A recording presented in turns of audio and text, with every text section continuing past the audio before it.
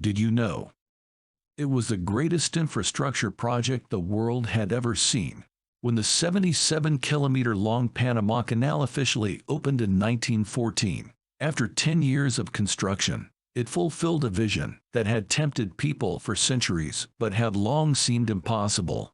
The French had tried and failed to build a canal in the 1880s, finally giving in after years of fighting a recalcitrant landscape, ferocious disease, the deaths of some 20,000 workers, and spiraling costs. But the U.S., which purchased the French company's equipment, promised they would do it differently. The destruction was devastating.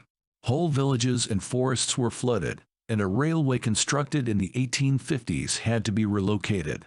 The greatest challenge of all was the Culebra Cut, now known as the Gaillard Cut, an artificial valley excavated through some 13 kilometers of mountainous terrain.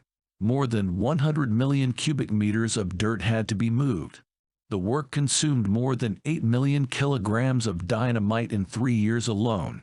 The first 2.5 years of the American canal effort were substantially dedicated to preparation, much of it making the area fit for large-scale human habitation. A significant part of this was the sanitation program put in place by Gorgas. Nearly $20 million was spent on health and sanitation during the 10 years. In the end, these efforts were a success. By 1906, yellow fever was virtually wiped out in the canal zone, and the number of deaths caused by the other tropical disease, malaria, was also reduced significantly. The hospitals maintained were by far the best to be found anywhere in the tropics. Some 32,000 patients were treated per year, but it was not sufficient.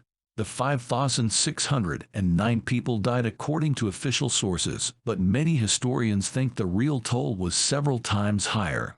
A majority of the men who died under U.S. management were natives to the area.